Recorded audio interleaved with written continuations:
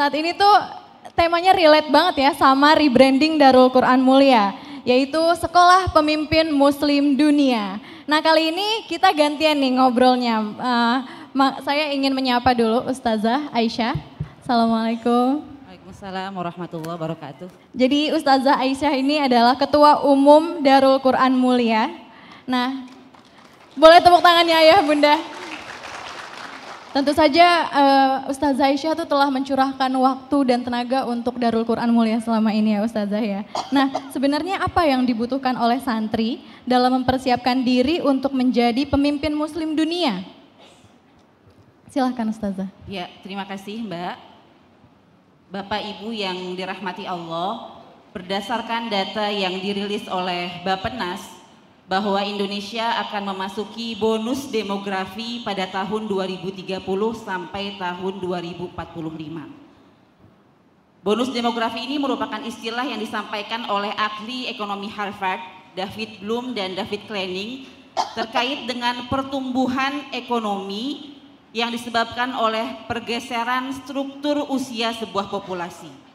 Jadi nanti Bapak Ibu semua di tahun 2045, tepat 100 tahun kemerdekaan kita yang kita kenal dengan Indonesia Emas, kita akan mendapatkan puncak bonus demografi. Nah, apa ini bonus demografi? Jadi ketika populasi penduduk 70%-nya adalah usia produktif. Usianya antara 15 sampai 64 tahun. Dan sisanya 30% merupakan usia yang tidak produktif, yaitu di bawah 15 tahun dan di atas 64 tahun. Oleh karenanya anak-anak kita yang saat ini ada di jenjang PAUD atau TK, di SD, di SMP maupun di SMA akan memegang andil penuh untuk menjadi generasi emas. Karenanya kita perlu memastikan bahwa SDM yang berkualitas ini pada jenjang pendidikan itu memiliki bekal yang cukup untuk berdaya saing global. Sebenarnya bonus demografi ini peluang Mbak, potensi. Betul, jadi disebutnya betul. Window of opportunity. Masya Allah. Kenapa? Karena kalau kita tidak menyiapkannya dengan baik, maka tidak dapat manfaatnya. Betul, betul. Karena faktor keberhasilan bonus demografi adalah SDM yang unggul dan berkualitas. Masya Allah. Nah, berdasarkan data yang dirilis oleh Populix, 45% pengusaha dan pekerja di Indonesia mayoritas sudah menggunakan AI atau aplikasi berbasis AI. Sudah paham ya ibu-ibu semua ya? Betul banget. AI ini artificial intelligence atau kecerdasan buatan. Karena pada abad 21 ini kita dihebohkan dengan isu itu, isu AI ini. Bahkan Dell dan Institute for the Future menyampaikan bahwa di tahun 2030, berarti sekitar 7 tahun lagi, ada 85% pekerjaan baru yang semuanya berbasis teknologi digital. Nah, kehadiran AI ini sebenarnya harusnya membawa banyak kebermanfaatan bagi kita. Akan banyak nanti pekerjaan-pekerjaan yang sifatnya diotomatisasi, menjadi otomatis gitu ya. Misalnya sekarang kita melihat ada self-driving vehicle, kendaraan yang bisa berjalan sendiri. Atau misalnya mesin yang mampu menangkap sinar X atau algoritma yang mampu menjawab pertanyaan. Kita tulis sesuatu langsung nanti mesin menjawab. Nah, sistem yang otomatis ini tidak akan bisa mengalahkan kreativitas manusia. Inovasi, kreativitas, kemampuan berkomunikasi, kemampuan membuka jaringan, itu merupakan hal-hal yang tidak bisa digantikan oleh mesin atau robot secanggih apapun. Jadi oleh karenanya kita perlu menyiapkan anak-anak kita agar memiliki skill-skill yang unggul ini. Bonus demografi ini ibarat pisau bermata dua. Jadi kalau kita bisa memanfaatkannya akan mendatangkan keberkahan, tapi kalau kita tidak menyiapkan SDM yang berkualitas maka akan menjadi sebuah bencana atau musibah. Bapak Ibu semua, setidaknya ada 10 skill sebagaimana yang akan ditampilkan di layar yang harus dikuasai oleh anak-anak kita. Nah, yang pertama adalah terkait dengan kemampuan literasi data. Jadi literasi data ini adalah kemampuan untuk mengakses internet, menghubungkan dengan jaringan wifi, kemudian mencari informasi dari website yang terpercaya, bahkan mampu untuk menjalankan medsos dengan baik. Nah, Indonesia ini Bapak Ibu semua merupakan negara tertinggi keempat di dunia yang paling banyak menggunakan internet setelah Cina, India, dan Amerika Serikat. Tapi sayangnya pengguna internet yang banyak ini tidak dibarengi dengan kemampuan literasi data yang baik. Kemudian kemampuan yang kedua adalah literasi digital.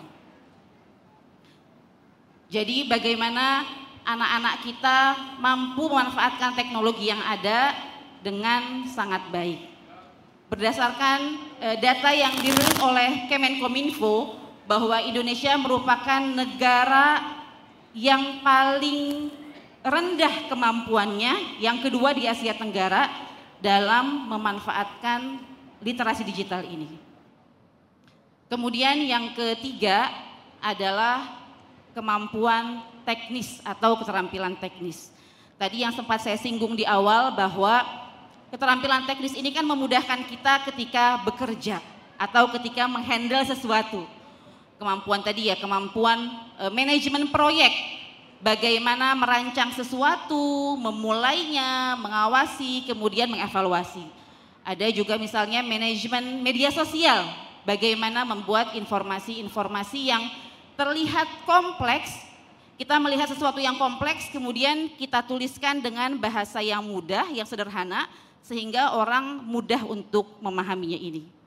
Kemudian yang keempat adalah kesadaran akan ancaman digital. Jadi Bapak Ibu semua, meskipun teknologi ini sangat canggih, mendatangkan kebaikan dan kemudahan, tapi di balik itu semua kita perlu menanamkan ke anak-anak kita bahwa ada ancaman yang menyertainya. Setidaknya ada 4 ancaman dari media digital ini atau dunia maya. Nah, yang pertama adalah cyberbullying atau perundungan di dunia maya. Jadi tahun 2021 Microsoft sempat melakukan penelitian dan menunjukkan bahwa Indonesia merupakan negara dengan kesopanan digital yang paling rendah. Jadi anak-anak nggak tahu bagaimana bertata krama di dunia digital. Nah, kemudian yang kedua adalah kecanduan digital.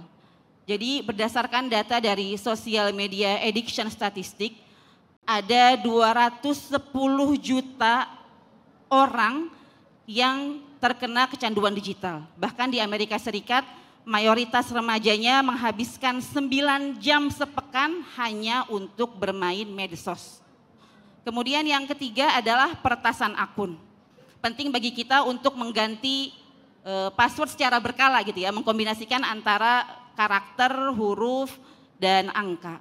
Ada 15 miliar lebih data yang dicuri atau diretas dan diperjualbelikan di web-web ilegal atau di dark web. Kemudian yang terakhir adalah digital impersonation atau peniruan identitas. Di kuartal ketiga tahun 2021, Facebook sempat menghapus 1,8 miliar akun yang diketahui adalah akun palsu. Jadi ancaman-ancaman digital ini perlu kita sadarkan kepada anak-anak agar mereka paham. Kemudian yang kelima adalah critical thinking atau berpikir kritis. Jadi anak-anak kita dituntut mampu untuk berpikir kritis. Bukan hanya berpikir logis tapi juga berpikir sistematis. Berpikir rapi secara tertata.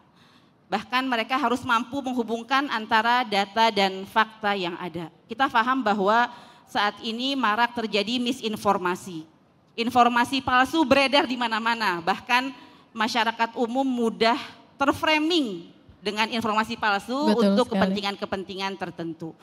Data di Menkominfo ibu-ibu semua, ada 800.000 situs yang terindikasi palsu di Indonesia. Bahkan yang lebih mencengangkan data yang dipublish oleh Kemendagri bahwa 44% anak kita tidak mampu membedakan mana data yang palsu atau informasi yang bias. Kemudian yang keenam, kemampuan berikutnya adalah kecerdasan emosional dan empati atau kita mengenal dengan emotional quotient. Anak-anak kita mampu mengendalikan emosinya secara personal dan mengatur emosinya ketika berhadapan dengan orang lain. Mereka juga dilatih untuk berempati, peduli terhadap kesulitan orang lain, bahkan menyodorkan tangannya sebelum diminta. Berdasarkan data dari Indonesia National Adolescent Mental Health atau salah satu lembaga survei pertama terkait dengan kecerdasan emosional, mereka menyampaikan bahwa 1 dari 3 remaja kita yang berusia antara 10 sampai 17 tahun mengalami masalah gangguan emosional. Kemudian yang ketujuh adalah kolaborasi dan kemampuan bekerja sama. Banyak perusahaan yang besar seperti Facebook, Google, Amazon tidak bisa berdiri sendiri. Mereka akan eksis bertumbuh besar karena mereka bekerja bersama orang lain. Mereka berupaya mewujudkan visi bersama dan menomorduakan visi pribadinya. Kemudian yang kedelapan adalah kreativitas. Bagaimana anak-anak kita mampu menghasilkan sesuatu yang baru atau memodifikasi apa yang sudah ada. Melakukan sesuatu yang beda atau hal yang sama tapi caranya berbeda. Jadi sebuah artikel yang dirilis oleh World Economic Forum, mereka menyampaikan bahwa 84% perusahaan di tahun 2030 merencanakan sistem kerja remote atau jarak jauh untuk 44% karyawannya. Kita sekarang melihat Bapak Ibu semua bagaimana Amazon merancang sebuah drone yang bisa mengirimkan paket, bahkan membuang sampah dari jalan-jalan kota. Bahkan drone ini mampu untuk membetulkan pekerjaan-pekerjaan rutin di tempat-tempat yang tinggi dan berbahaya. Bahkan nanti akan ada teknologi canggih yang mampu melakukan tindakan medis seperti operasi, dokternya di mana, pasiennya di mana gitu. Jadi pekerjaannya dilakukan secara remote atau jarak jauh. Menurut data McKinsey Global Institute di Amerika, semakin tinggi jenjang pendidikan seseorang, maka semakin besar pula peluang mereka untuk mendapatkan pekerjaan remote ini atau pekerjaan jarak jauh. Sayangnya Bapak Ibu semua, berdasarkan data Global Creative Index, bahwa Indonesia menempati peringkat 115 dari 139 negara terkait dengan kreativitas. Jadi kita unggul bukan menciptakan yang baru, tapi meniru gitu kurang lebih ya. Nah kalau kita ingin melihat siapakah benchmark terbaik, maka kita lihat Korea Selatan. Di tahun 2015 mereka menempati posisi ke-28 terkait dengan negara yang paling kreatif. Kemudian cukup 7 tahun. Di tahun 2022 mereka naik menjadi peringkat ke-5. Korsel ini unggul di bidang industri otomotif, industri teknologi, dan industri kreatif. Kemudian yang ke-9 adalah keterampilan leadership. Bagaimana kalau seseorang sebelum memimpin mungkin fokusnya hanya mengembangkan diri sendiri. Tapi kalau dia sudah menjadi seorang pemimpin, dia fokus untuk menghebatkan timnya. Nah ini menurut penelitian bahwa kemampuan leadership ini bersifat bawaan atau genetik, tapi hanya 30% saja. Jadi 70%-nya anak-anak bisa dilatih, bisa diasah, bisa difungsikan untuk sebagai leader. Kemudian yang terakhir adalah personal branding atau self branding. Jadi upaya seseorang untuk membentuk persepsi publik tentang dirinya sendiri. Bagaimana membangun reputasi digital agar memberikan image yang positif. Penting untuk kita menyampaikan ke anak-anak bahwa kita harus menampilkan di medsos apa yang betul-betul real. yang kita lakukan. Jangan sampai kita menjadi bagian dari orang-orang yang Allah murkai, sebagaimana Allah sampaikan di surat As-Saff, orang-orang yang mengatakan sesuatu yang tidak dilakukan. Di atas itu semua, dibandingkan 10 skill masa depan itu, yang terpenting adalah menanamkan keimanan, ketakwaan, perasaan untuk merasa diawasi oleh Allah, karena Allah akan memberikan bimbingan, bantuan, dan solusi bagi orang-orang yang taat dan memperjuangkan agamanya. Semoga anak-anak kita Allah takdirkan menjadi bagian dari pemimpin muslim dunia di masa mendatang. Amin ya Allah ya Rabbal Alamin. Oke Ustazah, tadi kita pembahasannya seru banget nih. Skill yang dibutuhkan sama santri ya Ustazah ya, ternyata ada 10 dan ini penting banget dimiliki oleh semua santri. Untuk pertanyaan selanjutnya nih, kemudian apa ya yang akan dilakukan oleh DKM untuk mempersiapkan dan mencetak generasi emas muslim yang akan memimpin dunia di masa yang akan datang? Silakan Ustazah. Ya, insya Allah Bapak Ibu semua, kami di sini berkomitmen untuk mengambil peran mendidik generasi emas, menciptakan pemimpin muslim dunia. Ada beberapa hal yang sudah kami rancang dan sudah kami lakukan. Yang pertama yang tadi sebagaimana tampil dalam video profil kami, sejak 2023 ini kami fokus menanamkan 4 value. Value terkait dengan peningkatan karakter atau akhlak mulia. Kemudian yang kedua tentang intensitas berhubungan dengan Al-Quran, bagaimana membaca, memahami, menghafal Al-Quran dengan baik. Kemudian yang ketiga adalah peningkatan kualitas akademik dan yang terakhir adalah penguatan soft skill. Kemudian yang kedua Bapak Ibu semua, kami di sini insya Allah berkomitmen untuk menyiapkan SDM yang unggul. Kami sudah mengadakan pelatihan rutin, dari tahun ke tahun ya Ustadz ya sudah panjang. Tapi puncaknya di penghujung tahun 2022, kalau tidak salah ya Ustadz ya, kita mengadakan pelatihan, memfasilitasi semuanya untuk mengikuti pelatihan yang bersifat wajib. Dari mulai pengurus, pimpinan, struktur unit, guru pegawai, sampai level operator. Kami mulai dengan leadership training waktu itu, untuk menyamakan mindset, menguatkan strategi, menguatkan langkah, dan mengokohkan peran-peran kepemimpinan. Kemudian waktu itu setelah itu kami ikuti dengan pelatihan peningkatan skill sesuai dengan bidang yang diampu. Kemudian juga belum lama di awal pekan ini, Senin sampai Rabu, kami mengadakan pelatihan bagaimana memberikan layanan yang prima untuk anak-anak. Insya Allah itu bagian dari komitmen kami. Kemudian yang ketiga, kami sedang merancang untuk uji coba kelas bilingual. Mohon doanya ibu-ibu semua, insya Allah nanti akan dimulai dari seluruh jenjang pendidikan dan dimulai dari 1 kelas per angkatannya. Ini baru sistemnya uji coba. Kemudian kami juga melakukan standar musyrif Al-Quran atau guru Al-Quran dan standar modul ajar. Kami membuat sertifikasi untuk guru Al-Quran level 1 dan level 2 sesuai dengan kriterianya. Kemudian berikutnya kami juga meningkatkan kecepatan internet. Saat ini kecepatan internet kami adalah 950 Mbps. Saya sempat mengecek ke manajer media dan IT di hari Jumat jam 10. Saya tanya, Ustadz, berapa banyak device yang terkoneksi di Deki 1 putra dan putri? Kemudian beliau jawab ada 1462 device yang terkoneksi hanya di Deki 1 putra dan putri.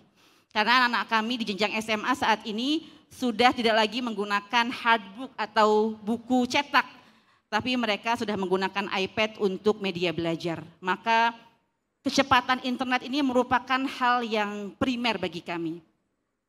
Dan sebelum terakhir kami juga membuat standar baru untuk komitmen kami memberikan operasional excellence, standar pengelolaan halakoh Quran, standar pengasuhan di asrama, standar pembelajaran di kelas, bahkan sampai standar pada unit layanan. standar laundry, dapur, kebersihan, keamanan, dan lain sebagainya. Kami tampilkan di hadapan ibu-ibu semua simulasi role play video halaqah Al-Quran dengan standar baru. Selamat menyaksikan.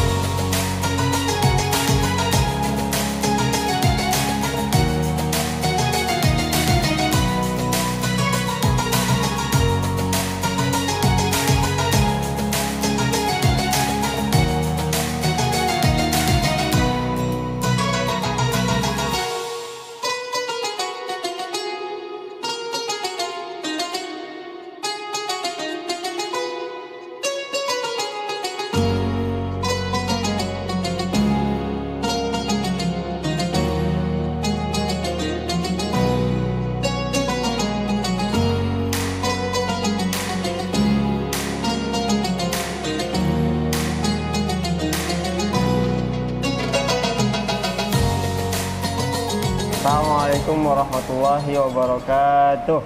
Waalaikumsalam warahmatullahi wabarakatuh. Gimana kabarnya, Akhi? Sehat? Alhamdulillah. Alhamdulillah. Baik. Sebelum kita mulai halaqah kita hari ini, mari sama-sama kita berdoa ya. Semoga halaqah kita kondusif, berkah, dan jangan lupa kita doakan juga orang tua kita. Semoga dalam keadaan sehat dan dalam lindungan Allah Subhanahu wa taala.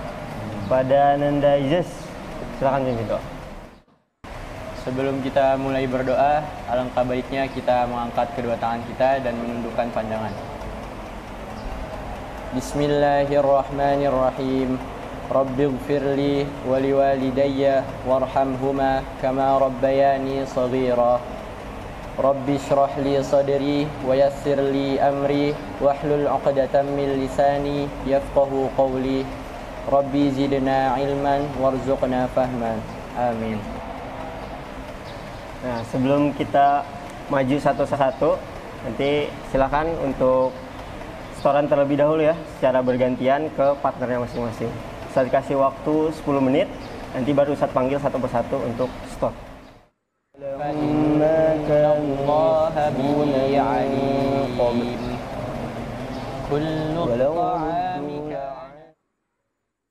Silakan Akhina Adam untuk maju store. Ziyadah. Setelah itu Syahwali. Nanti setelah itu store ya, maju ke depan. Siap. A'udzu billahi minasy syaithanir rajim. Bismillahirrahmanirrahim. Mathalul ladzina yunfiquna amwalahum fi sabilillahi كمثل حبة أنبتت 7 سنابل في كل سنبلة 100 حبة والله يضاعف لمن يشاء والله واسع عليم صدق الله العظيم. Barakallah fiik. Alhamdulillah bagus nih ya. Semakin meningkat. Jangan lupa murojaah ya. Insyaallah.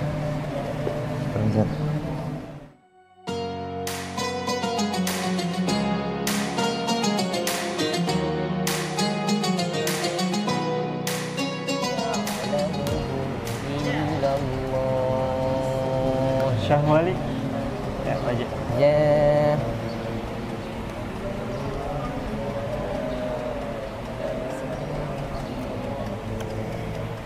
Siap? Siap Ustaz. A'udzu billahi minasy syaithanir rajim. Bismillahirrahmanirrahim. Wa qalu inna kafarna bima ursiltum bihi wa inna lafi syakkim mimma tad'una wa innana lafi wa inna lafi syakkim mimma tad'una. Yang dua nanya itu yang kedua. Oh. Tad'unana. Wa inna lafi syakkim mimma tad'unana ilaihi murib. Sadaqallahul azim. Syahwali nanti yang gak lancarnya diulang-ulang ya. Siapa? Cuma nanti disetorkan ke temannya supaya bisa tahu udah bener apa. Ya. Barakallahu fiik.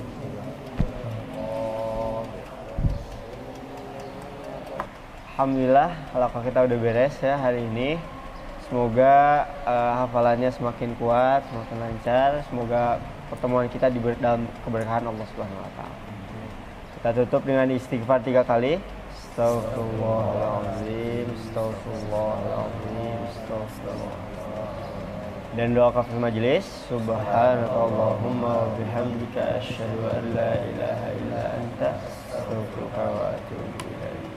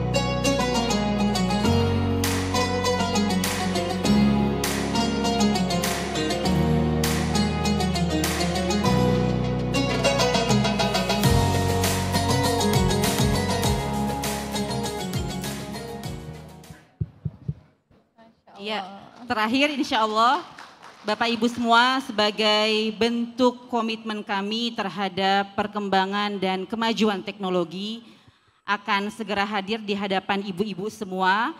DQM Mobile, sebuah aplikasi yang dapat diunduh dari Play Store maupun Apple Store.